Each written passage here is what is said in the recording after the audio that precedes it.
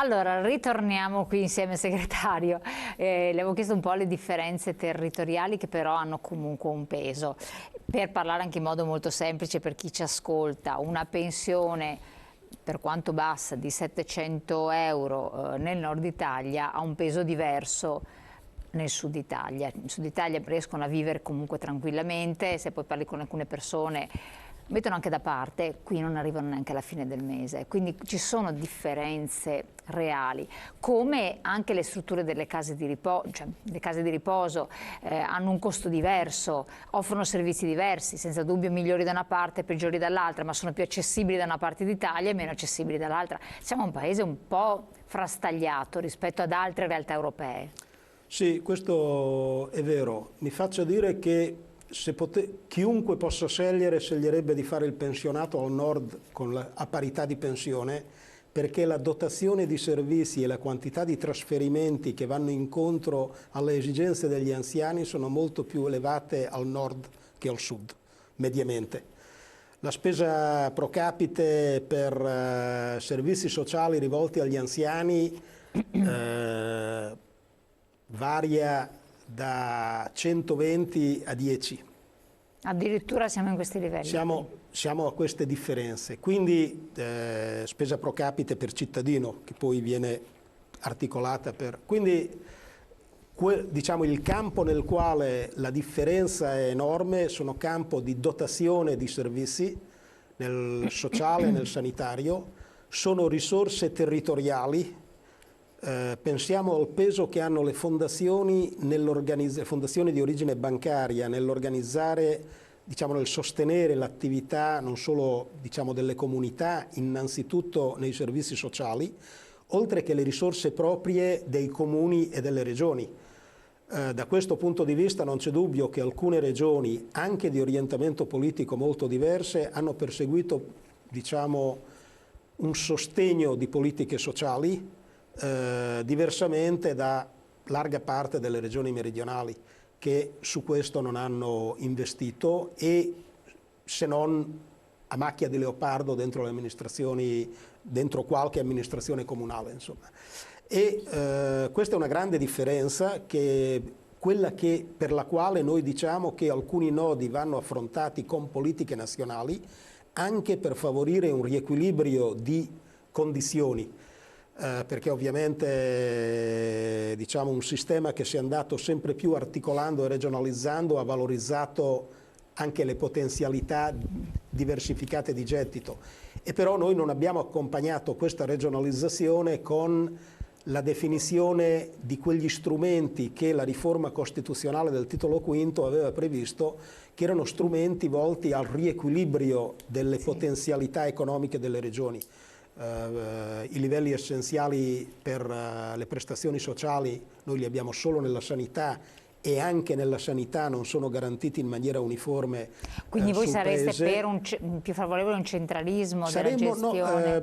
Non è un problema di contrapporre centralismo e regionalismo. Guarda, mi permetta, perché c'è una confusione anche nel tema dell'autonomia. Noi siamo per un regionalismo che abbia un presupposto a monte di politiche nazionali per garantire l'uguaglianza dei diritti dei cittadini. Poi siamo per un regionalismo spinto nella gestione, ma garantendo i presupposti fondamentali ci devono essere, insomma. E per questo diciamo che per quanto riguarda la sanità la prima condizione è smettere il definanziamento. Cioè noi siamo un paese che ha una spesa pubblica in sanità che è il più basso dei grandi paesi europei, ma 2 punti in meno sul prodotto interno lordo. Se ci confrontiamo con la Germania, con la Francia, anche con la Spagna, noi spendiamo 2 punti in meno del prodotto lordo interno. Quindi, e nonostante questo, il sistema ha ancora delle potenzialità, però è vicino al collasso perché non si è assunto, è vicino al collasso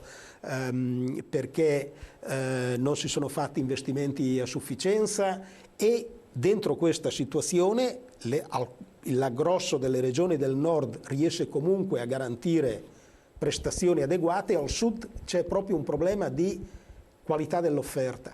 E siamo in una fase nella quale proprio l'invecchiamento della popolazione richiederebbe un fortissimo riorientamento delle politiche sanitarie, più domiciliarietà, più risposta alle cronicità, servizi territoriali in maniera da permettere una qualificazione delle risposte dei servizi ospedalieri, ma questo richiede anche di rivisitare alcuni modelli. Credo sia aperto un dibattito in Lombardia sull'idoneità del loro modello di sanità tutta, diciamo così, accentuatamente privatistica anche nelle parti pubbliche, a rispondere in maniera adeguata ai nuovi fabbisogni sanitari, per andare in quella direzione controllando la spesa. Però la spesa, un conto è controllarla, e i meccanismi messi in atto nel sistema italiano sono stati molto forti. Un conto è controllarla, un conto è non garantire il minimo vitale. C'è una bellissima relazione votata all'unanimità dalla Commissione Sanità del Senato nella legislatura scorsa, o all'unanimità, ce l'hanno votata tutti, che fa una diagnosi a cui io non aggiungerei nulla del Servizio Sanitario Nazionale e della sua sostenibilità, e dice esattamente che siamo al punto limite, cioè che bisogna invertire la tendenza al definanziamento e che bisogna affrontare alcuni snodi, tra questi che è indispensabile una legge nazionale sulla non autosufficienza, diciamo una riforma in quel campo, in maniera da avere gli strumenti per poter accompagnare con la parte assistenziale, con la parte rivolta alla cura delle persone, alla cura, diciamo, tutelare, sì, certo, un trasferimento al domicilio della cura delle persone. In questo alcune regioni sono più avanti, ma sono tutti col fiatone. Guardi, la regione da cui io vengo, la regione Emilia-Romagna, ha istituito da 15 anni un fondo per la non autosufficienza, fondo regionale, usando un addizionale regionale. Ed è un fondo che funziona, ha mescolato una parte del fondo sanitario, l'ha destinato lì, ha preso una parte dell'addizionale, è un fondo che da solo è grande come il Fondo Nazionale per la non autosufficienza, quello dell'Emilia Romagna. Ma con una come per spiegarlo in una però anche loro, anche lì, siamo con l'acqua alla gola, cioè siamo in affanno, perché non basta, perché c'è bisogno di fare di più, nonostante ci siano... Ma questa addizionale regionale è una tassa in più per i cittadini? Certo, è una tassa in più per i cittadini che è stata istituita destinandola con un accordo anche con le organizzazioni sindacali a costituire prevalentemente, non serve solo a quello, ma il grosso è indirizzato a gestire il fondo per la non autosufficienza. Chiedo un po' a lei, giusto per anche ma posta da noi per in Veneto, dove già si è celebrato da pochi giorni la giornata nazionale delle tasse, non se ne può proprio più, perché dipendenti o non dipendenti stiamo veramente andando fuori dalle logiche immaginabili. Un'altra tassa sarebbe inimmaginabile. Allora, intanto anche perché hanno aumentato le tasse locali nel frattempo, le tasse rifiuti, questo, quest'altro, la benzina che non si parla mai, però anche i pensionati si muovono con la macchina e stanno pagando di più la benzina. Certo. Non c'è dubbio, però io credo che prima di tutto noi dobbiamo partire da un dato, intanto incominciare a far pagare le tasse a chi non le paga, perché sembra che sia sparito da questo paese. No, hanno fatto il report in questi giorni ma sembra che sia sparito dal paese questa figura che è l'evasore fiscale. Sembra che non esista più, no? Eppure l'evasore fiscale è quello che ruba i servizi ai cittadini. Quindi io credo che una prima questione sia questa della lotta all'evasione. Ma sembra che quest'anno sia stati beccati tanti evasori, dall'ultimo report della Guardia di Finanza. Staremo a vedere, però di fatto sono tanti i soldi che vengono a mancare alle entrate tributarie. Dopodiché vorrei ricordare che qua nel Veneto c'era un'aliquota aggiuntiva che riguardava i redditi alti, che era quella che Galan, a suo tempo il governatore Galan, tolse. E non è stata più reinserita, cosa che noi invece chiediamo appunto per andare... Alti cosa vuol dire? Come? Alti cosa vuol dire? I redditi alti, parliamo dai, se non ricordo male, quelli riguardava dai 40-45 mila euro in su, quindi... Potevano permetterselo. Potevano permettere, insomma, cioè voglio dire anche uno che guadagna insomma sui 40 mila euro, non sono quelli che gli cambiano la vita, mentre invece possono cambiare la vita per la vita a alla formazione di un fondo per la non autosufficienza. L'avete proposto? Perché come è stato in Emilia-Romagna? Noi continuiamo a proporlo ogni volta, ma poi non riceviamo risposte da questo punto di vista. Insomma, questo è un po' l'aspetto anche così peculiare di questa regione. Insomma, anche noi stiamo andando ogni settimana a presidiare sotto al Consiglio comunale Consiglio regionale, scusa, per capire se ci ascoltano, se riceviamo, che vengano discusse le nostre proposte sulla riforma dell'IPAB. Purtroppo non riceviamo risposte da questo punto di vista, eppure anche questo è un tema importantissimo. Però siete stati ricevuti, avete avuto un'interazione e ancora siamo fermi però, perché è vero, siamo stati ricevuti una volta, abbiamo avuto interazione, però poi la legge lì, la proposta è lì ferma, no? non si va avanti. Tutti a dire che questo paese invecchia, con l'invecchiamento, per nostra fortuna, voglio dire, invecchiamo, perché anzi, per nostra fortuna invecchiamo, però con l'invecchiamento poi aumentano anche i problemi di salute. Non tutti invecchiamo nello stesso modo, perché non tutti lavoriamo nello stesso modo, e anche qui ci ricolleghiamo alle nostre proposte di riforma delle pensioni, perché noi diciamo non è il problema che tutti devono andare in pensione alla stessa età, che è uno dei problemi della riforma Fornero, cioè che è una grande rigidità, mentre invece a noi servirebbe una grande flessibilità. Adesso cosa hanno aperto? Un ventaglio maggiore, no, di possibilità, alla proposta di farlo? Siamo ancora lì, insomma, non c'è una vera riforma della Fornero, questa è solo una grande salvaguardia, questa, come abbiamo già avuto modo di discutere altre volte, insomma c'è quota 100, che poi è improprio anche chiamarla quota 100, è un'ulteriore salvaguardia, appunto, non è un'altra cosa, però noi diciamo che non tutti lavoriamo allo stesso modo, cioè un conto è il lavoro che faccio io, un conto è il lavoro che fa un edile su un ponteggio, su un cantiere. Allora non arriviamo tutti alla stessa età, nello stesso modo, quindi è giusto che uno possa uscire dal lavoro prima. Ecco, quindi questa è la prima questione. L'altra, appunto, ricollegandosi, invecchiamo e quindi aumentano i problemi e la società si deve far carico di questo problema, perché quando in una famiglia si arriva ad una persona non autosufficiente è un dramma per la famiglia, è un dramma soprattutto se poi c'è anche l'Alzheimer, altri problemi, insomma, no? È una tragedia. È una vera e propria tragedia, è una tragedia dal punto di vista sanitario, dal punto di vista sociale, ma anche dal punto di vista economico, quindi noi diciamo che va affrontato e quindi questa aliquota aggiuntiva che noi proponiamo non è un dramma per quei soggetti, mentre invece lo diventa per le famiglie che sono costrette ad affrontare questa questione. Ecco, questo è, come dire, è una delle questioni che abbiamo in campo. Lei segretario ha tirato fuori quota 100, rilancio. Questa è l'altra grande tematica. Noi adesso siamo in grado di dare un giudizio perché vediamo cosa sta succedendo, le hanno fatte, che pressione ha? Ma non è un problema di impressione, conferma la critica che noi abbiamo fatto, cioè questa misura a parte che non è una quota, perché sono due requisiti, tutte e due, perché per quota in genere si intende che la somma di requisiti deve avere almeno 100, ma qui siamo davanti a un requisito rigido per cui 100 è il minimo. Infatti quelli che vanno in pensione mediamente fanno 102, 103 perché l'età media di quelli che vanno in pensione non è 62, il grosso sta tra i 64 e i 65 e quindi mettono assieme da 102 a 103 in su. Ma qual è il dato?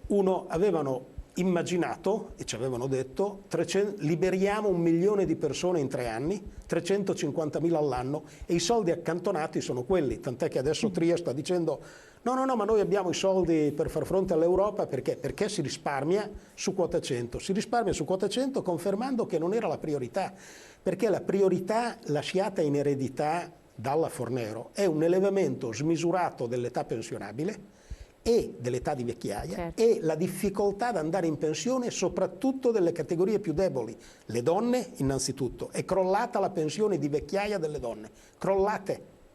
Noi siamo passati da il giro di pochi anni, in 3-4 anni, da 40.000 pensionamenti a 8.000. Cioè, allora, le donne sono tra il 20 e il 25%. Cioè, per intenderci, le donne non raggiungono la pensione di vecchiaia. Di questi 142.000 che sono le domande di pensione fatte al 3 giugno di quest'anno, quindi dati recentissimi, siamo a 15 giorni fa, noi siamo già in grado di sapere che, secondo questi dati, che il grosso della, diciamo, sono lavoratori pubblici, perché abbiamo su 100.000 circa lavoratori dipendenti, quindi su 143.000, circa 40.000 sono fondi speciali o autonomi. I lavoratori dipendenti privati sono 51.600, i pubblici, togliendo le gestioni speciali, le ferrovie, sono 46.000.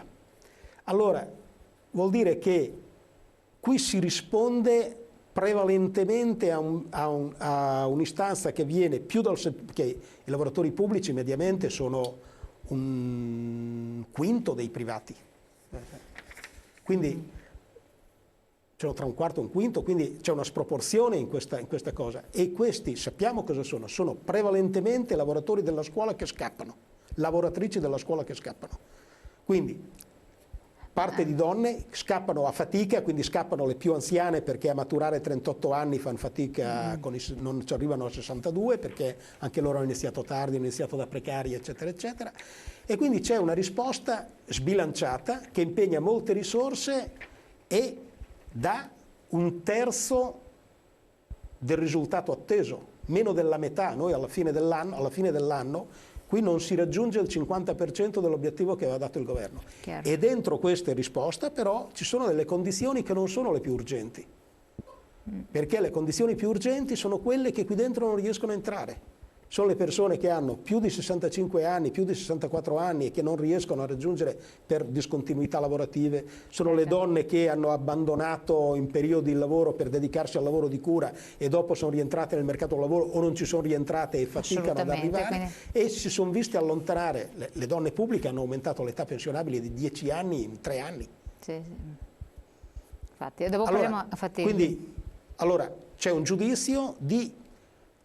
Non è che noi siamo contrari che uno con quota 100 vada in pensione, sia chiaro. Diciamo che è insufficiente, inadeguata e non è il modo più equo di usare delle risorse. Se ho delle risorse a disposizione, secondo noi era meglio riprendere il lavoro che si era stato fatto dal governo con quella scaletta.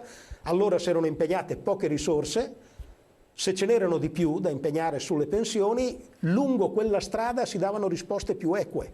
Si riconosceva la flessibilità in uscita, si riconosceva la priorità a chi faceva dei lavori gravosi, si doveva istituire una commissione che indagasse questo tema dei lavori gravosi per dargli più e delle differenti aspettative di vita. Guardi, una ricerca fatta a Torino dall'Osservatorio sulle differenze di salute, sulle disuguaglianze in materia di salute, aveva rilevato le differenti aspettative di vita per qualifica professionale e da quella ricerca fatta a Torino negli anni 2000, emergeva che un operaio non qualificato e un dirigente avevano, presi a 35 anni, avevano un'aspettativa di vita di 5,6 anni diversa. Uno arrivava a 78, l'operaio non qualificato, il dirigente arrivava a 83. In mezzo, in un ordine impressionante, per come proprio riflette la condizione, c'era prima il lavoratore autonomo sopra l'operaio non qualificato, poi arrivava il lavoratore autonomo senza dipendenti, poi arrivava l'operaio specializzato, poi arrivava il lavoratore autonomo con dipendenti, poi il dirigente. In sequenza, tra il primo e l'ultimo, 5,6 anni. Ma se noi portiamo l'età pensionabile attorno ai 65-66, quei 5 anni sono un dramma, sono una differenza abissale anche dal punto di vista della quantità di anni in cui io percepisco la pensione, quindi è una redistribuzione a svantaggio dei più deboli. Allora è lì che bisogna intervenire per correggere il sistema. Uscire dalla Fornero non vuol dire quota 100. Uscire, smontare la Fornero, come dicono i governanti, vuol dire affrontare quel nodo lì, mettere in piedi rapidamente la commissione e dare risposte. E il sottosegretario Durigon si era impegnato a fare questa cosa, poi non si è più visto. Prima del 9 febbraio, quando abbiamo dichiarato lo sciopero, la manifestazione nazionale del 9 febbraio di CGIL e CISL, ci fu un incontro col sottosegretario Durigon. che disse sì, su questi temi siamo disponibili al confronto. Sono passati 4 mesi, non si è più visto nessuno. Dovete risollecitare a questo punto tutto da capo. Pubblicità, pochi secondi, poi ritorniamo insieme.